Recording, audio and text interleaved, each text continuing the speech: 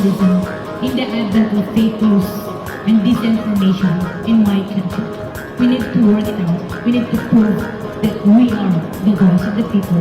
We are the media. We are the facilitators. Ania na ang mga balita nga nahagpat sa Newsline Philippines Information Center. Ako si Paul Palacio. Tutok na!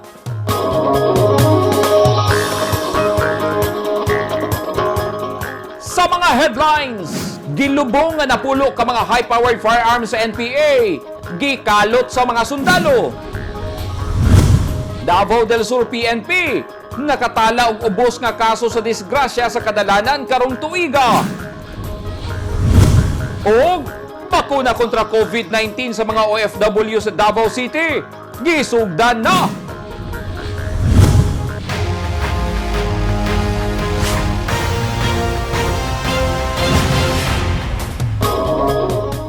Sa detalye sa atong mga balita, nakarecover og daghang high-powered firearms sa rebelling New People's Army kun NPA ang mga sundalong ubos sa tropa sa 58th Infantry Battalion sa Philippine Army sa Barangay Poblacion, Claveria, Misamis Oriental. Nadiskubrihan ang daghang armas nga gilubong sa NPA pinaagi sa duha ka mga nag-surrender nga ilang miyembro ngadto sa mga sundalo. Ang mga na-recover nga mga armas gilangkuban sa 8 ka mga AK-47 rifles, usa ka M635 rifle ug usa ka M16 rifle. Sumala ni Lieutenant Colonel Ricky Canatoy, ang battalion commander sa 58 IB, ang epektibong pagpatuman sa mga proyekto sa gobyerno ug pagtubag sa mga yangungo sa mga residente sa bukid ang hinungdan sa pagkunhod sa ihap sa mga miyembro sa NPA. Ang duha ka mga NPA nga nagsurrender sa mga sundalo makadawat og assistance ubos sa Enhanced Comprehensive Local Integration Program kun ECLIP.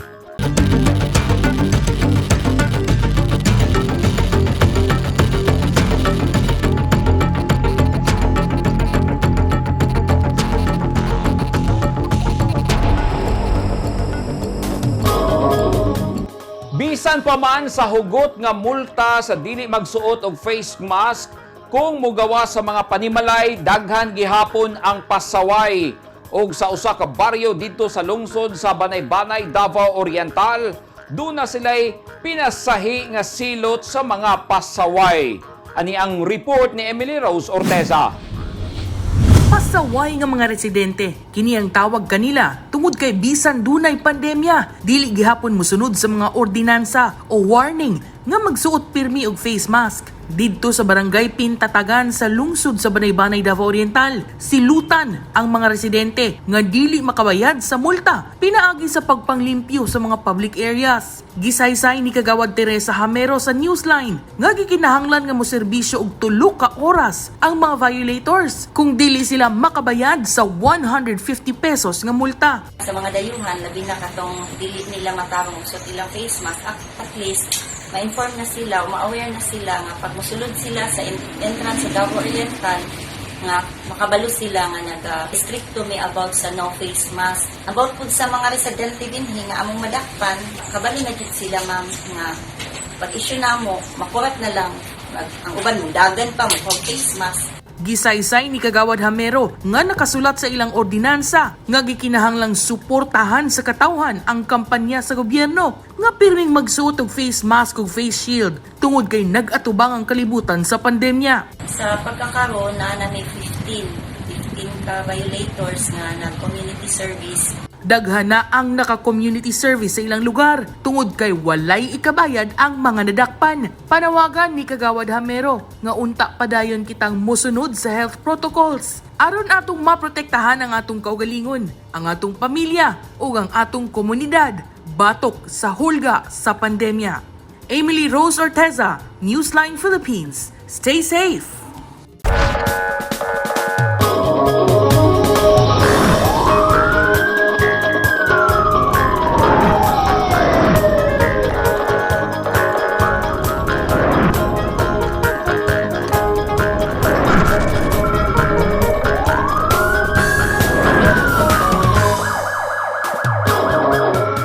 Duha ka mga sakay sa truck nga dayo sa Davao City ang naharang sa joint checkpoint sa TF Davao ug kapulisan sa Sirawan Turil nga naay dalang droga. Naaresto ang duha ka mga lalaki nga ila sa mga otoridad nga sila Jomar Salvador, 35 anyos, residente sa Lanas Dingras, Ilocos Norte, ug Melvin Batanes, 42 anyos, taga Barangay Biga, Pitugo, Quezon. Ang duha nakuhaan og shabu nga mobalor sa 800 pesos. Nakakustodiya na karon sa Turil Police Station ang mga dinakpan.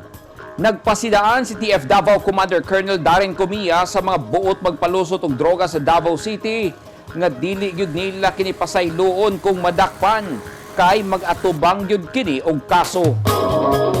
Mikunhod ang kaso sa vehicular accident kon disgrasya sa kadalanan sa probinsya sa Davao del Sur karong tuiga kung itandi sa milabay nga tuig.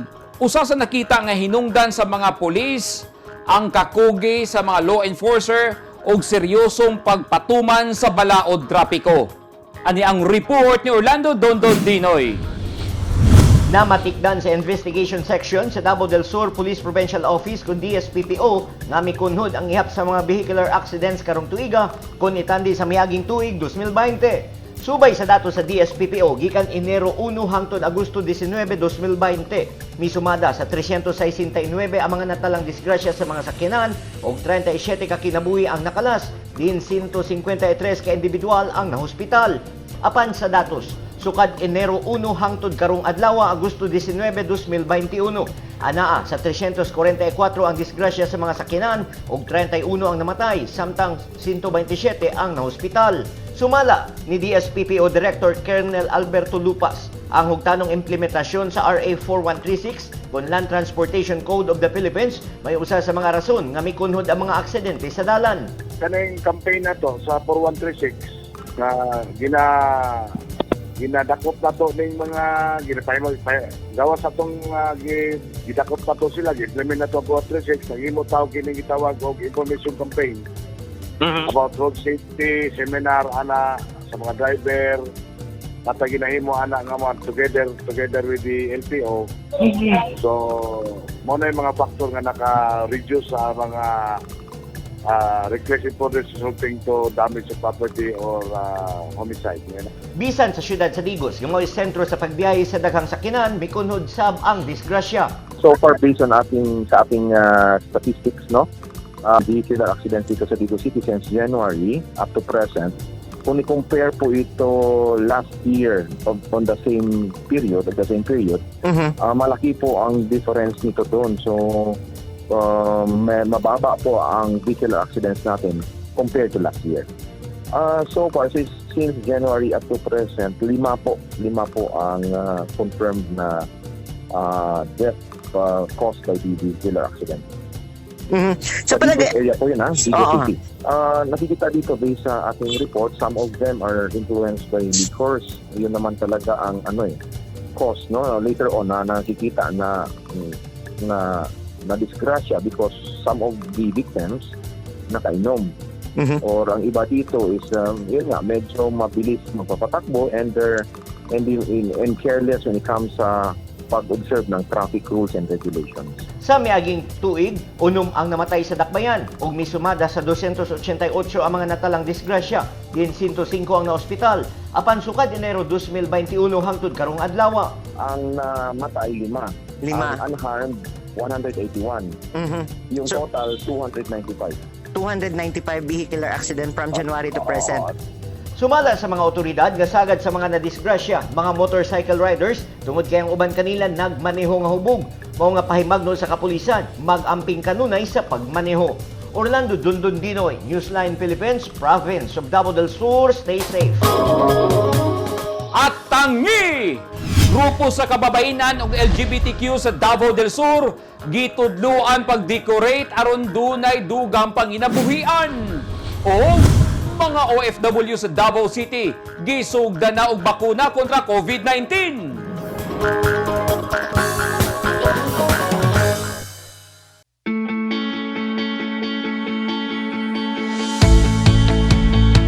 Gusto ba mo og barato ug orihinal nga mga construction supply?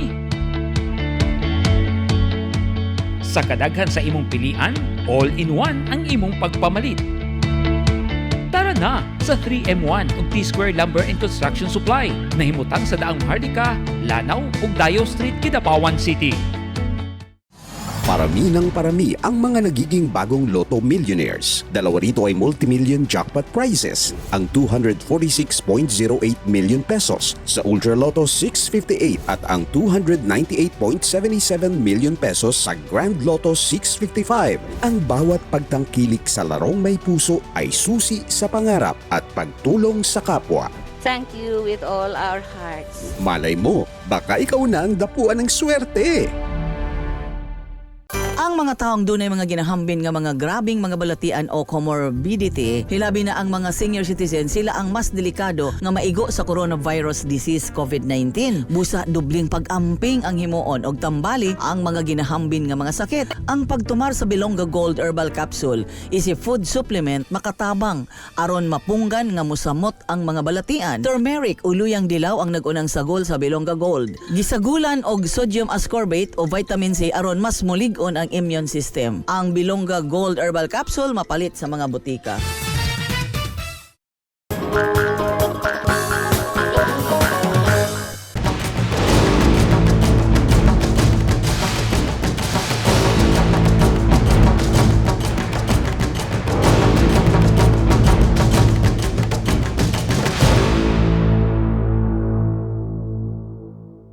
This portion is brought to you by Toyota. This portion is brought to you by Philippine Sports Commission. This portion is brought to you by Rizal Memorial Colleges. Nagsugod na ang vaccination sa mga OFW sa Davao City kung diin 5,000 ka mga land-based o sea-based OFWs ang mabakunahan kontra COVID-19. Dugay na nga nagpadayag mga OFW sa syudad sa Davao nga nanginahanglan sila og bakuna ug i-appeal sila sa mga prioridad, hilabi na nga daghang employer ang nangita og mga fully vaccinated nga empleyado. Nanawagan sa ubang OFW sa partikular nga brand nga gamiton sa bakuna kay usa kini sa mga requirements nga gipangita sa trabaho abroad. 500 nga land ug sea-based OFW ang nakabenepisyo sa vaccination matag adlaw nga mahuman karong September 2, 2021. Gitabangan sa mga pulis sa probinsya sa Davao del Sur ug Technical Education and Skills Development Authority CONTESDA ang grupo sa kababayenhan ug LGBTQ sa pagpangita og dugang panginabuhian. Gipangtudloan sila og saktong pag-decorate sa mga okasyon nga gitawag og Project Juana nga magsilbi unyang tulay aron mamahimo silang event organizer o di kaha stylist. Ani ang report ni Orlando Dondon Dinoy.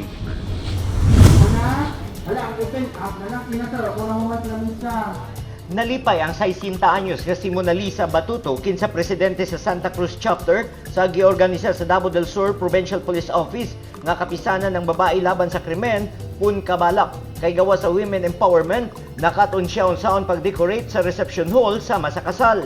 Adunay representante ang grupo gikan sa siyam ka mga lungsod ug usa ka syudad dinhi sa probensya. Nakatunan ako sa kaning amo ang event karon, sir, when it comes to women empowerment.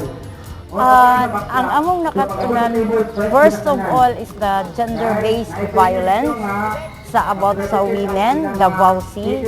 Then next is ang kanang sa mga when it comes to empowerment sa mga advokasya, like sa amo ang giatinan nga ang mga seminars kanang how to improve the life being a women. Ko kay ko nakatunan sa among kanang advocacy group nga kabalak, sir, in terms sa mga trainings, especially nga naka-undergo na may mga livelihood trainings like katong dishwashing namo, then napoy fabricon making, nga amo pong na-impart ang among knowledge nga to sa among mga kaubanan sa kababihan diya sa among komunidad.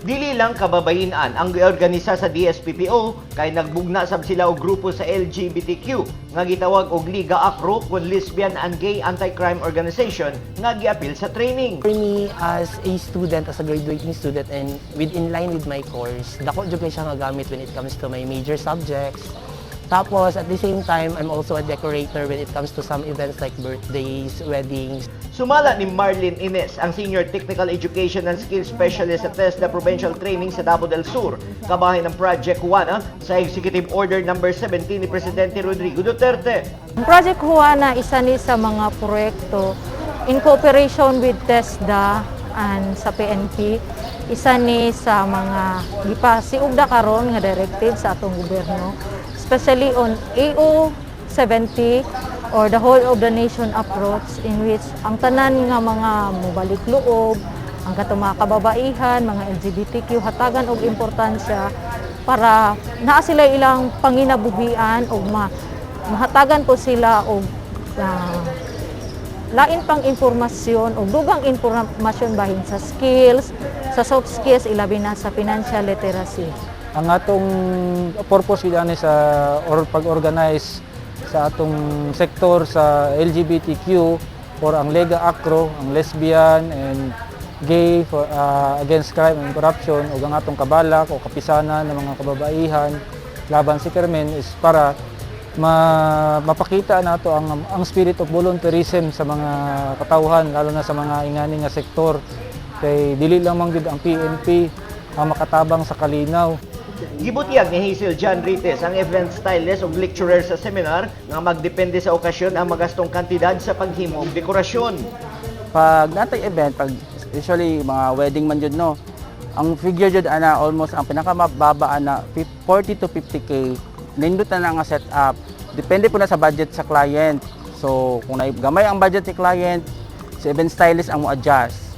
So kung dakong budget si client, daghan og mahimo si stylist. Hinuon sa mga simpleng okasyon sama sa birthday, mahimo lamang ang mogasto og 3,000 ngadto 5,000 pesos. Mao nga karong aduna nay nakatunan sa pagtaod og dekorasyon ng maong grupo, aduna na sila'y kapasidad sa pagtukod og kaugalingong negosyo nga haom sa mga okasyon nga sagad daghan ang mokuha sa ilang serbisyo. Orlando Dondon Dinoy, Province of Davao del Sur, stay safe.